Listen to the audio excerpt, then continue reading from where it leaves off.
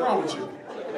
Don't you know that as soon as Jewish kids get to they bar mitzvah, 11 and 12, they teach them how to shoot? There's white boys who are master marksmen at 8 and 9. That's right. Because having guns is a part of European culture. For violence. It ain't a part of our culture. But we got to be able to defend our family. And most of you Negroes is running around with a plastic fork and a spoon. What the hell you going to do with that? Nothing. Start getting your guns, learn. Do you know most cities even have a program to teach you how to shoot? Yep. Contact your city hall. Every city got a gun program to teach you where you can be certified to be an instructor of arms. We need it. The martial law coming, it's coming. It is coming. Obama signed over 200 executive orders. I don't think it's going to come on his term. He's done. Next it guy. might come with Hillary and Trump, but it's going to come. That's right. And you need to be ready. Indeed. If you ain't got enough drinkable water in your house to survive 3 months, you're behind the 8 ball. That's right. You should have enough food to survive 3 months. You should also have a method for being able to control human waste if your sanitation stops working. You got to have a way to communicate outside the home. This is very important. Your basement is probably the safest place in your home. So you need to get on your job right now. Start stacking your water. Start stacking your non-perishable goods.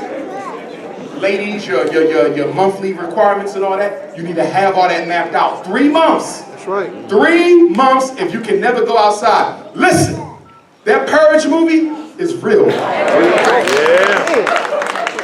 Purge is real. The police done already started this shit off if you ain't been paying attention. Michael, Trayvon, this is Purge. Right. The only difference between a movie and us right now is they haven't deputized the everyday white man to kill. That's right. But the United States Constitution allows the marshal to deputize regular white folks in the service of protecting the country from you. They did it during Hurricane Katrina. Yep. They did it during some of the riots. They're going to do it again. You need to be ready. Stop being in love with your slave master and be prepared to fight him back when the time comes. We want to teach economic science at FDMG because I want him to have his own business whether he go to college or not. He's going to have his own business whether he go to college or not. Those two beautiful princesses, they're going to have your own business whether they go to college or not. So by the time he's done the 9th grade, he will know how to do his own taxes. By the time he's done the 10th grade, he will have his own business plan. By the time he finished the 11th grade, he will already be trading stocks on Wall Street. By the time he graduates, he will have mastered the real estate market of California. You damn right. We're talking about an education for economic revolution. How are you going to talk about black power without a black dollar? How can you talk about black power without a black dollar? We need our own banks, brothers and sisters. When Marcus Garvey died, at the time of his death, he was building a black bank. You talking about black business, but what about the bank? See, they want you to believe that the reason why the Arabs is doing better than blacks in Oakland is because the Arabs work harder than you. That's a lie. They want you to believe the Chinese do better than you because the Chinese work hard. That's a lie. They want you to believe that the East Indian is doing better than you in Oakland because he works harder. That's not why he's outpacing blacks. You know why they're doing better than you? Because when they come over from China, when they come over from East India, when they come over from Kuwait, they show up with a line of credit. A line of credit. A line of credit from the Bank of China, the Bank of Dubai, the Bank of East India. And if they don't get it at home, they could go to Wells Fargo. They could go to Chase Manhattan. They could go to the Bank of America. The same bank that refused you will give them a $3 million loan. He only been in Oakland 2 weeks and he got 10 gas stations. How the hell did that happen? East Indian been here for a month. He already got 3 hotels. How did that happen? Chinese man been here for 48 hours. He got 10 stop and goes selling dirty rice and old French fries. And y'all eat that stuff. And y'all better stop eating from that. Have you seen the chicken grease? It look like car oil. They never changed it. And the chicken wings don't even look like chicken. Have you looked at them wings? They ain't even got a bone in the damn wing. It's a damn human hip. Take the wing out the bag and the wing look like this. It's a damn hand he feeding your ass. Talking about that's the way the chicken was when they cut his head. Looking back.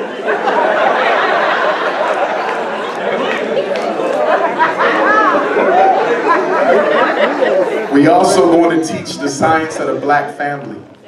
We're going to teach our boys how to be fathers and husbands because we forgot. We're going to teach our girls how to be mothers and wives because we forgot. We're going to teach political science. Why is homosexuality such a big deal today? It wasn't 50 years ago. Why is AIDS the #1 killer of black women on the face of the earth who are heterosexual? We was told that AIDS was a disease for gay white men in 1980. Now it's the #1 killer of not so gay black women in 2016. Because AIDS was invented, paid for by the Rockefeller family, by the United States Army Biological Weapons Lab in Fort Detrick, Maryland.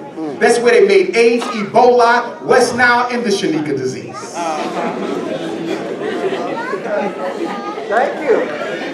Why are 1 out of every 4 black men in jail? Why are they shutting down public schools all across America? They shutting down public schools in Oakland too? Yeah. You know why, right? Why are they closing down the public schools? Jail. Because you don't need schools if you ain't got no jobs.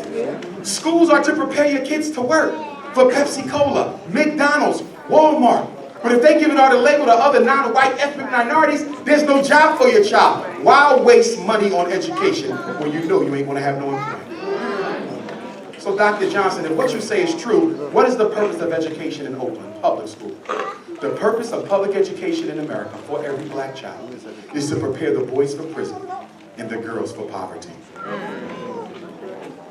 And mothers, stop telling the school your business. Too many black mothers keep telling the school their business. Let me give you an example.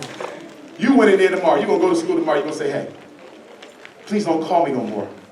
I'm working 3 jobs, I got 5 kids, 2 of the daddies locked up, the other father is dead. My boss said if I get called off of work one more time, they're going to fire me. I'm the only thing my kids got. Please, Mr. Principal, please, Miss Social Worker, please, Miss Counselor, please, Miss Teacher, can you work with me, please? I'm doing the best I can. I really need your help. You poured your heart out to those white folks. But you didn't understand the laws of white supremacy. White supremacy is about power, not compassion. So the minute you walked out that school, guess what that social worker did? She ran to the room and said, guess what Shaquita told us? That 2 daddies in jail, 1 day she working 2 jobs and she ain't got no support. You just gave them what they need. They're going to call you again tomorrow. And you're going to come back and say, didn't I tell you? They're going to say, you tell what the white lady going to do. She's going to say, Miss Slurbanowski. She's going to say, oh my God, I feel for you. I am so sorry I had to call you my principal. I told you what you said. But you know, I just have to do my job. I really commend you for being a single black mother. Do you smoke? Are you on crack? No.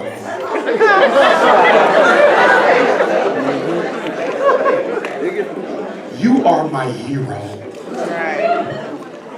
And guess what she's going to tell you? You might want to put them on medicine. Because if you don't, we're going to keep calling you. And you're going to end up losing your job. And how many black mothers put their kids on medicine when they didn't want to because they told the school too much of their business and they used it against you? Listen! Schools are an extension of the prison system, which makes the teachers the new probation officers. And anything you tell your child's teacher can and will be used against you.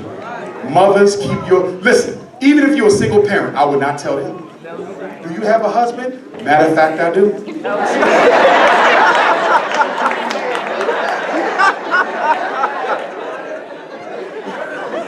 Well, we haven't seen him. He's a truck driver driving long hours. We see him do that. But he does send his regards. Mothers, never tell them you're unemployed. Mothers, never tell them you're unemployed. Mothers, never tell the school you are unemployed. Because children of unemployed black mothers get suspended 5 times as much as those with jobs. The second thing Willie Lynch said, after he said still their language, Willie Lynch said, you must make the Negroes hate each other by using everything in your power to turn them against one another. He said, take the light skin of Oakland and put them against the dark skin of Oakland. Take the Muslims, put them against the Christians. Take the Kappas and put them against the Qs. Take the Alphas and use them against the Sigmas. Take the Zetas and put them against the ST rows. Take the AKAs and use them against the Deltas. Good God, I love me some Deltas. Ready? Put the educated Negroes against the ghetto Negroes. All this stuff is superficial. You do know that. That's right. You choose your religion. You choose your frat. You choose your sorority. You choose your profession. You chose to be a Mason. You chose to be an elf. You chose to be an Eastern Star. The only thing you belong to that you did not choose, chosen by God, is your race. And that's why as Pan-Africanists, we say practice race first. You're not a Christian who happens to be black. You're a black man who happens to be Christian. You're not a Muslim who happens to be black. You're a black man who happens to be... How can your belief be more important than my being? Being is more important than being. We got to get over these petty differences, y'all. Black men, you got to get a hold of your ego. One of the biggest problems we got in the black consciousness community in America today is every brother think he's the only one who got the right solution. Listen, if you Nation of Islam, I respect my Nation of Islam brothers. Do I agree with everything they believe? No, but I respect them. My new Black Panther Party brothers, I honor them. Do I might agree with everything they believe? Maybe not, but I can respect their right to be who they are. My Nawapian brothers, my gods and earths, my black nationalists, integrationists, socialists, Pan-Africanists, whatever you do, I can respect you. Why do we hate ideological diversity? What is wrong with everybody seeing the problem a little bit differently? Don't we want that? Don't I want to know that he going to see it a little bit differently than me? And she going to see it a little bit differently than her? That way we get an aspect of every side of the issue? Why do we want robots? I did not come here tonight to make anybody a Garveyite whatsoever. As long as you are sincerely interested in solving the problems of our people, I'm all right. I am all right. We got to stop trying to make everybody what we are. Let people be what the hell they're going to be. Listen, ideology ain't going to save us. If it was, it would have did it already. Religion ain't going to save us. If it was, it would have did it already. We don't have to agree on everything. We just have to agree on certain things. I don't care if you're a Moor, Nawapian, God and Earth, Pan-African, Nation of Islam. All our kids need schools. All our wives need decent prenatal care. All the brothers need jobs. Do you realize that we all need the same thing because we are human before we are an ideological member? Stop fighting over, are we Hebrews? Are we Africans? Are we Moors? I don't care what you call yourself. Do you realize that a name is only a superficial reference anyway? None of them are absolutely perfect. No name can capture the unnameable. Which is why we need to stop fighting over what do we call God? Is it Yahweh? Is it Allah? Is it Olodumare? Is it Chukwu? Is it Amun-Ra? Whatever you want to call God is fine by Dr. Umar. In your home with your parents, don't you call your mom a certain nickname and your brother got another name and your sister got another name? Y'all all talk about the same mom, but each of y'all has a name that resonates with your soul. So who's somebody come and tell you what to call your God and even more so how to pray to him?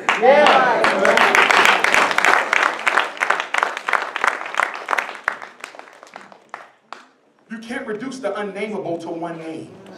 So why are we fighting? And if God can't just have one name because God is greater than any name, God's first people must also be beyond names. And that be you. The last thing Willie Lynn said, and I want my sisters to listen up well. Willie Lynn said, you must break the black woman's love, trust, and respect for the black man. Willie Lynn said, find the biggest buck in your stallion and bring him out before the black women and the black children.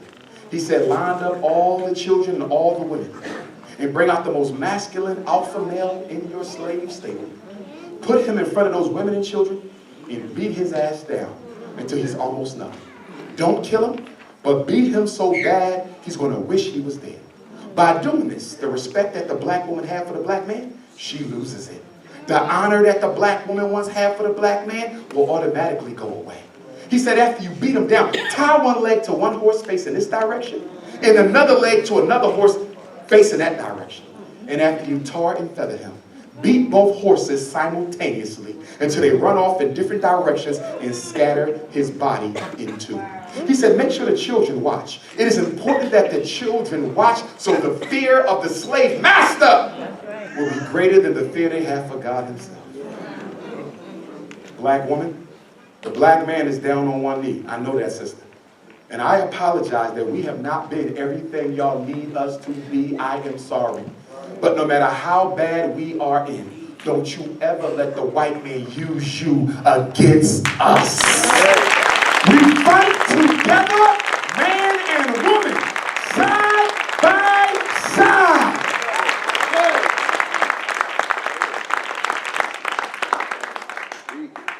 When I travel to university campuses, the new neo-black female feminist movement is taken over, which was founded by the neo-white feminist movement.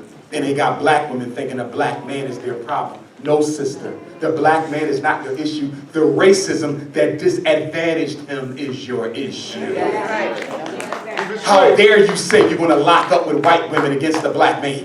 Your sisterhood.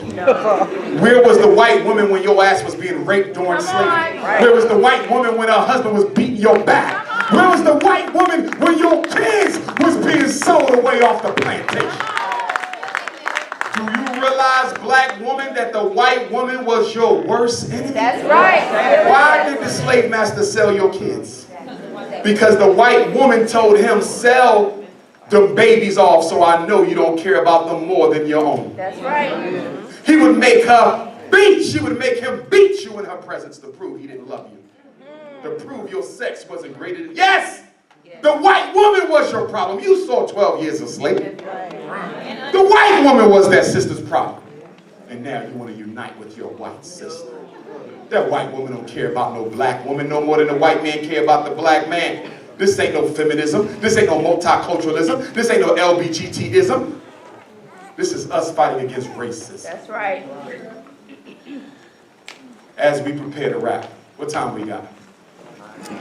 Lots of Damn. time. Wrap All day and night. I must have caught the Holy Ghost. It's all right. Give me 15 minutes. Then I'm going to wrap. And then I'm going to sign all the books. Make sure you go out to the lobby. We have vendors out there. I don't want them to leave with anything. Buy something from one of them. It ain't got to be me, but buy something from a vendor. But every last one of you need to get a copy of my book, though. You do. Not because it's mine, but it's the only book ever written by a black school psychologist that teaches you how to fight against the system and win. Get that book. And don't just get one for you, get one for your sister, your next door neighbor, your mother. If you got a credit card, we can use a credit card. I'm not hustling you, but I got a black college tour coming up for our children that I'm going to talk about in a minute, and I want to finance that so you don't have to pay the whole bill. We got a National Independent Black Parent Association in Baltimore in 2 weeks that I hope some of y'all fly on over to and get that training so you can come back to Oakland and open up a chapter of the National Independent Black Parent Association. There's going to be 7 committees in each chapter, y'all. 1 committee is special education. We're going to fight against special education in Oakland. Which schools are putting our kids in special ed too much?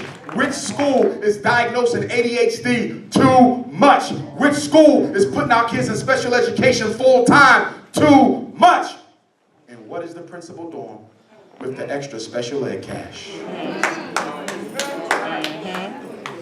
Special ed kids worth twice as much as the regulars. So if they spend $8,000 a year in Oakland, that means the special ed kids are worth 16. 8 black boys in special ed times 8 is 64,000. That's only 8. What about 800 of them? How much money is Oakland Public Schools pimping off your damn child in the name of a disability he don't even have? And then we want to have a discipline program because some of y'all kids are being suspended too much, expelled too much, removed from class too much, which is a violation of their state right to an education. We're going to have a finance committee. I need some of y'all to investigate how the school district is spending your tax money because it ain't going on the children. Raise your hand if you ever had a contract with the Oakland Public Schools. A contract. Nobody. That's sad. Because do you know if you had the contract to clean the bathrooms, you could probably hire 100 black people just for the bathrooms? What about the contract to clean the windows? Who got the contract to bring in the lunch? Who got the contract to bring in the toilet tissue? Do you know that everything in the school district is delivered by contract? Where is your share, Black Oakland? And then we want to have a policy committee to change the rules in Oakland that negatively affect our children. Your son is 5 years old, but they say he can't start kindergarten until he's 6. But he knows his letters, He knows his numbers, his sizes, his shapes, his colors, his address, his phone number. He ready now. Why he gotta wait another year when he ready now? Because Oakland Public Schools has a policy that says you gotta be by this birth date, this date. And if you're not, you gotta wait. Is that a state law? No. It's a local policy. And we can change it if we organize.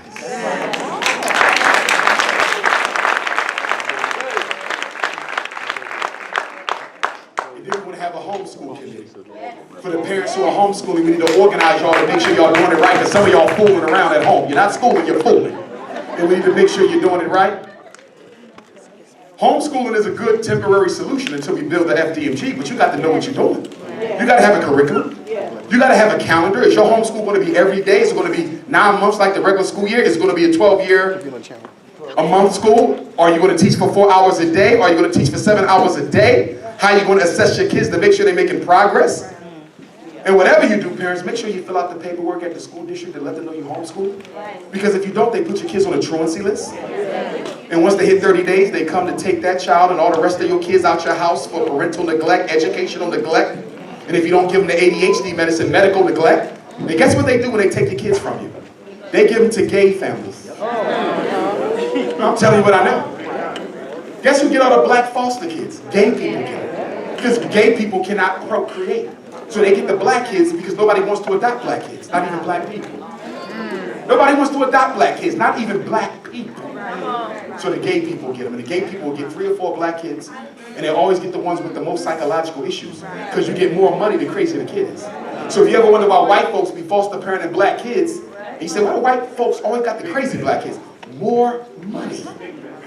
A regular kid might only get you $500 a month. ADHD kid might get you $7. Suicidal kid will get you to $100. Homicidal kid might get you the whole damn lottery. I'm serious about that, brothers and sisters. So if you're interested, the conference will be in Baltimore, May 27th, 28th, and 29th. The last weekend of this month. Saturday is the main day. If you can only come one day, you can fly in Saturday morning, fly out Saturday night. Sunday morning, though, you will be getting a guided tour in the National Great Blacks in Wax Museum, my favorite museum in the country. And I'm going to lead you through that tour. If you want to register, you go to princeofpanafricanism.eventbrite.com. princeofpanafricanism.eventbrite.com. And now I need to tell you about my tour. My first annual Unapologetically African College Tour for boys and girls. They must be 11 to 17 years old. We will leave and return to Newark, New Jersey. You say, I live in Oakland. How my kid going to go? Real simple. Fly them to Newark, International. I will be there to pick them up. You will let me know. Dr. Johnson, my son is coming in, my daughter coming in. Me or one of the chaperones pick them up, take them to the hotel, which is right by the airport. They do the 2-week tour, and then you schedule them to fly back to Oakland the day after the tour. They can go, and you ain't got to bring them. You just need to communicate with me. We're going to take them to the Malcolm and Betty Shabazz Center in Manhattan. That's the Audubon Ballroom where Brother Malcolm was murdered. Then we're going to go to the world-famous Apollo Theater. And then we're going to go to the Ferncliff Cemetery and pour libations at the grave of Malcolm X, Khalid Muhammad, Paul Robeson, James Baldwin, Dr. Yusuf bin Yakinen, young Malcolm Shabazz. They're all buried in the same cemetery. And then we're going to go to Auburn, New York, and visit the home and museum of Queen Mother Harriet Tubman, where she lived at. And then we're going to pour libations at her grave, because in the African culture, we believe the ancestors are with us. But we must honor them to keep this support. We don't pray to our ancestors, we pray to God, but we honor them. And then we're going to go to Frederick Douglass' house and Frederick Douglass' grave. And then we're going to go to Lincoln University, Cheney University. Then we're going to go to the Great Blacks and Wax Museum, the Baltimore Aquarium, Morgan State University, Coppin State University, Bowie State University. And then we're going to go down to the University of Maryland Eastern Shore, Delaware State University. And then we're going to take them to Great Adventures. And then we're going to go to Dorney Park. We're going to go play miniature golf. And then we're going to go play paintball. And then we're going to go to the beach. No Speedos. And then we're going to take them to... I'll send his ass home, no Speedo. And then we're going to take him to the Nat Turner Slave Trail in Druryville, Virginia, where Nat Turner, on my birthday, August the 21st, 1831, or 2, he led the bloodiest slave revolt in American history. That black man said God told him to free his people from bondage. And one night he got his homies, Hark and Travis, and they all got together, went from house to house, killing everything white they saw. Mice, birds, dogs, rats, and if it was white, it was gone.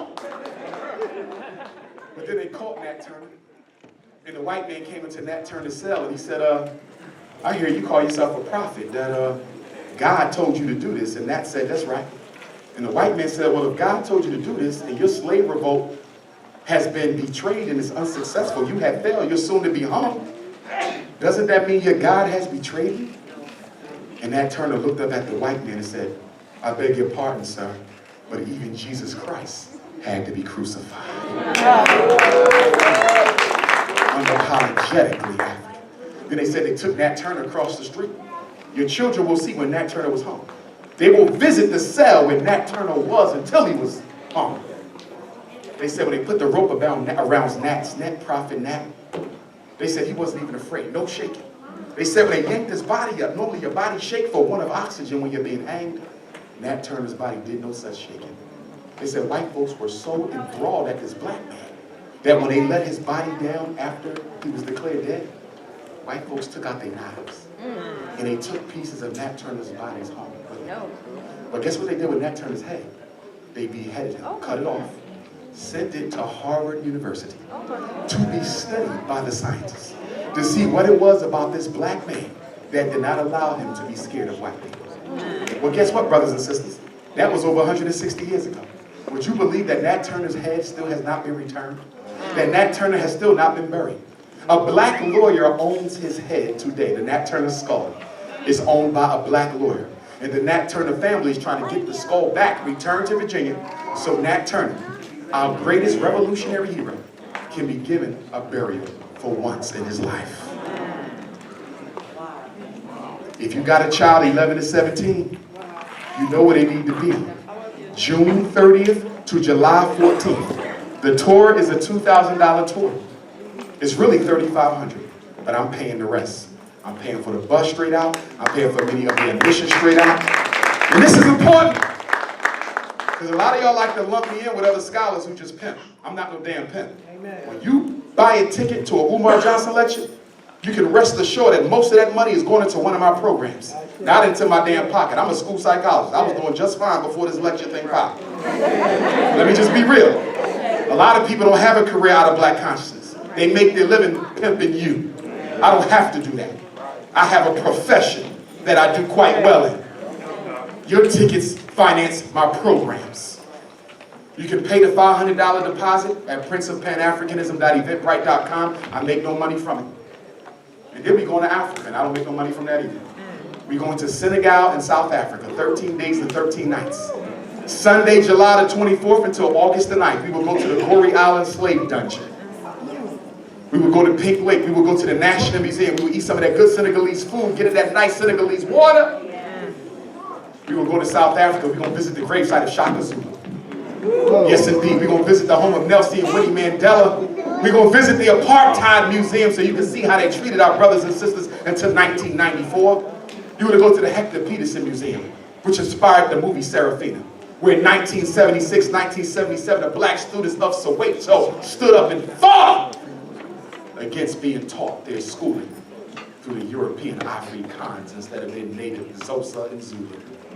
South Africa will be off the chain. Then we're going to go down to Kimberley and visit the diamond mines where Cecil John Rhodes and De Beers cut off the breasts of black women and the testicles of black men for hundreds of years to take control of the diamond mines.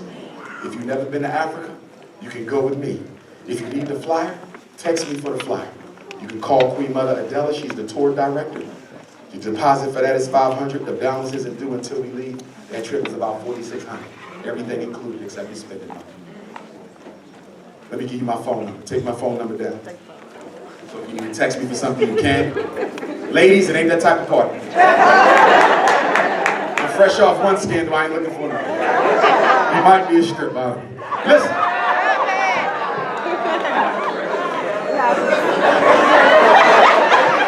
I'm still, but anyway,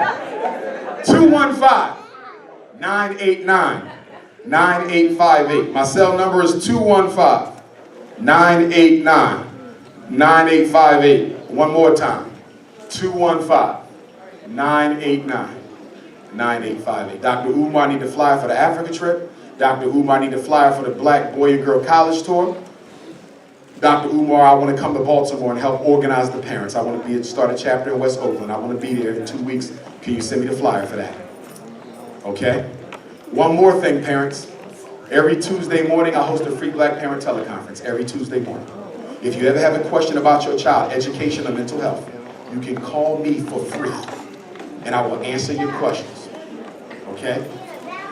6 a.m. to 8 a.m. Eastern Standard. I know that's 3 to 5 over here, but if you love your child, set the alarm and get your answers. I want to conclude by saying this. We learned a short while ago. Wait, let me go back. No, I did all 3 of the interventions. I told my ADHD kid. But let me say this. I was telling y'all about the 6 stages of black male extermination. Miseducation, special education, psychiatric medication, juvenile incarceration, psychological frustration when the black boy sees that nobody cares about him, which results in premature extermination. Most black boys murdered by another black man by the age of 35. This is the white man's rites of passage. Where is our rite of passage? If you haven't donated to the Fred Douglass Marcus Garvey Academy, please do. If you only got $1, donate $1. We're going to get that school. I want to thank all y'all who donated, because I did get a lot of donations from California and Oakland. I want to thank y'all for that. That's real love. We've raised almost $700,000, and we're not going to stop until we get $2 million so we can purchase the St. Paul's College in Lawrenceville, Virginia, a historically black college that's just sitting there for 3 years. And I want to make that the school for our children. Some people say, Dr. Umar, why you want a residential school? Why can't my kids come home after school? Because you suffer from post-traumatic slavery disease. You got a white Jesus in your house. You know how many of our kids get pedophiled at home, molested at home, verbally abused at home, physically abused? Some of us, our kids don't even see their parents at home. And you talking about you want to leave them at home. FDMG will be the home that they need. And mother, you shouldn't feel offended. Because some of y'all been raising the kids so long, y'all due for a break, don't you think? Right. So you can get your thing on.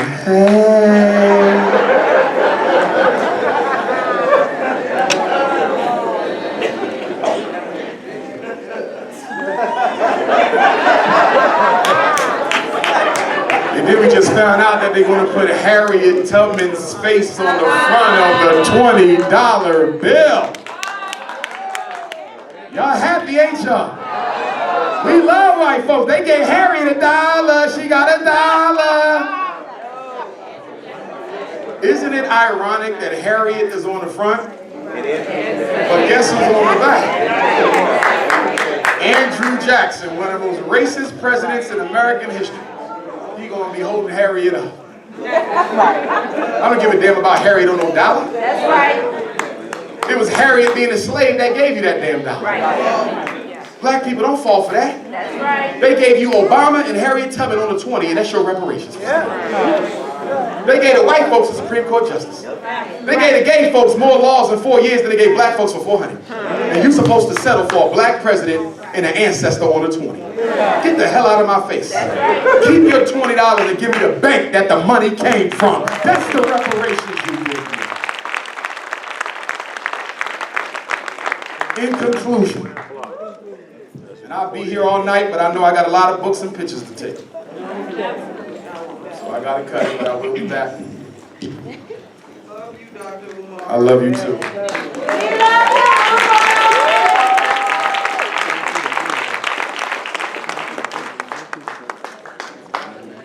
I didn't ask for this, y'all. I just came. I was up in Philadelphia running the UNIA, the Garvey movement, and did a couple interviews and spoke in New York, and 2 days later, the whole world knew me. When I kicked in the door to the conscious community, a lot of scholars was jealous of that, old ones and young ones. They said I was an agent. They said I ain't had no degree. He ain't no school psychologist. He ain't no principal. He ain't nothing. The jealousy, y'all. They hate it.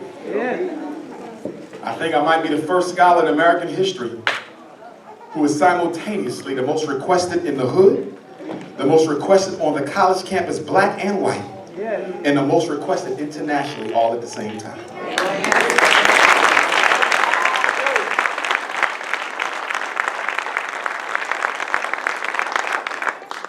don't want to die that. Being the best orator means nothing because he can't live off of that when I'm dead. I got to lead an institution. I got to lead programs and systems. Booker T. Washington died in 1912, 1913, but Tuskegee's still here. I want to leave schools and institutions and programs. I don't want to go down in history as another great black voice who ain't do shit. So as much as I speak, I'm working 5 times as hard elsewhere. And I can't give y'all all the updates on the things that I'm working on because y'all know I got people who will tear it down the minute I put it out there. So I got to hold some stuff to my chest. But I do want to let y'all know on something.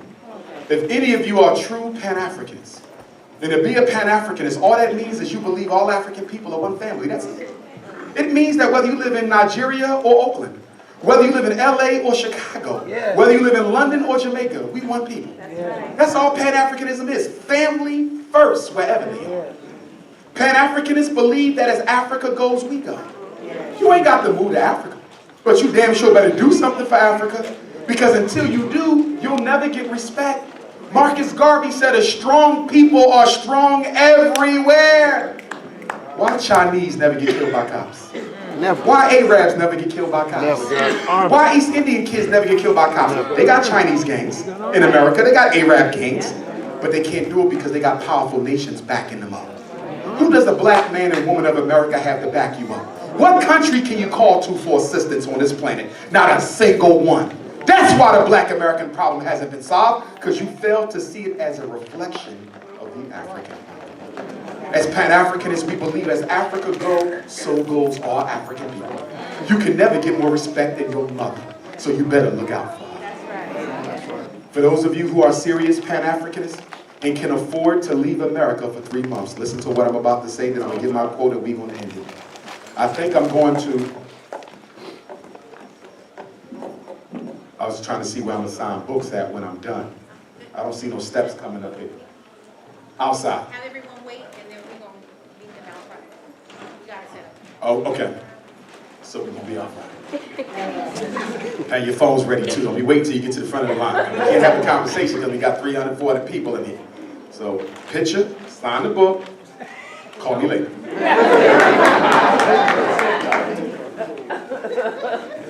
I'm going to be operating. I'm glad you just said that. I might be able to take 10 quick questions when I'm done. 10 quick ones. No soliloquies or dissertations. Listen up. I got more degrees than me. Listen up. I'm going to be leading a repatriation exploration task force. We're going to go to East Africa. It will probably be Kenya or Tanzania. And then we're going to do another 3-month one. You can join one or the other or both. I need 50 Africans. You probably won't have to pay for nothing when you get there. Just your trip. We're going to the country to explore it for repatriation potential. We're going to go and we're going to study what? The economy of Ghana.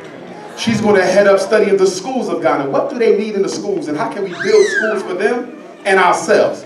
She's a nurse. She's going to look at the health reality. What do they need health-wise and how can we turn that into a business where we contract directly with the government of Ghana, where we take care of them, they take care of us.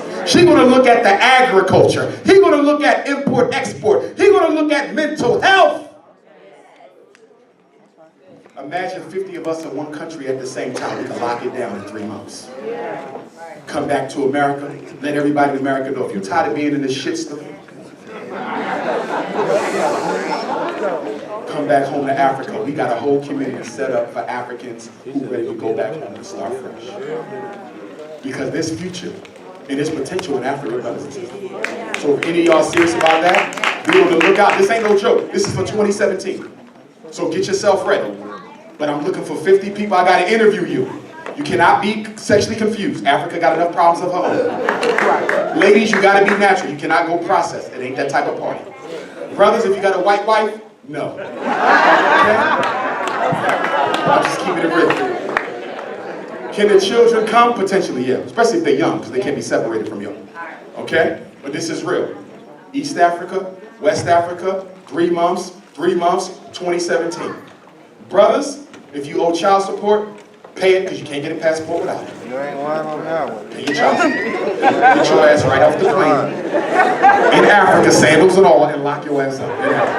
Pay your child. In conclusion, Oakland. And I hope this was worth your time. Was I worth your time tonight, brothers and sisters? I hope I was worth your time.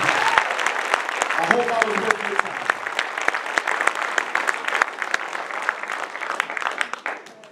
If there's anything going on tonight in Oakland that's legal and positive, let me know. I don't do clubs or none of that. Amen. All right? So if I got some spoken word or...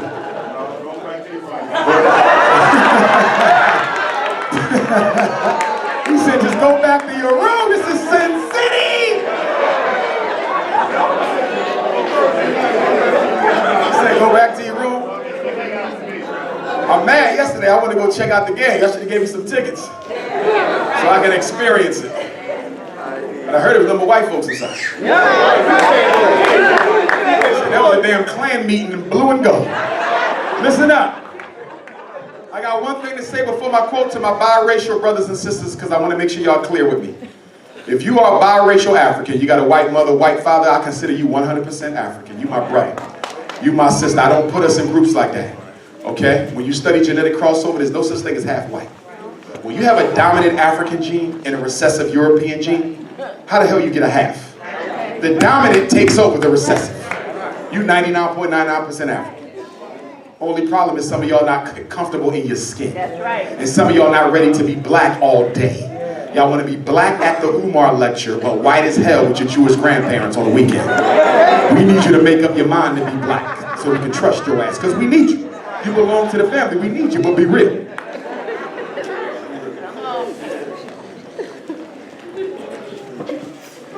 My ancestor Frederick Douglass said, if there is no struggle, there is no progress.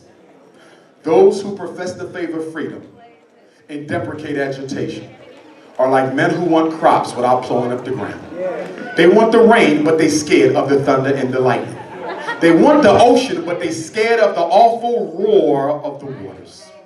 He said the struggle we have might be moral, or it might be physical, or it might be both moral and physical, but it must be a struggle. He said, for 20 years I prayed on my knees to God for freedom. But the good Lord gave Frederick no freedom until I got up off my knees and began praying with my feet. He said, if you want respect from white people, why do you look for pity? The man who pities you will never respect you. If the man who respects you has no need for pity. He said, but most of all, you remember this. Power concedes nothing without a demand. That's right. It never did. And it never will. The first of my ancestors brought to America was a black man named Bailey, stolen from West Africa.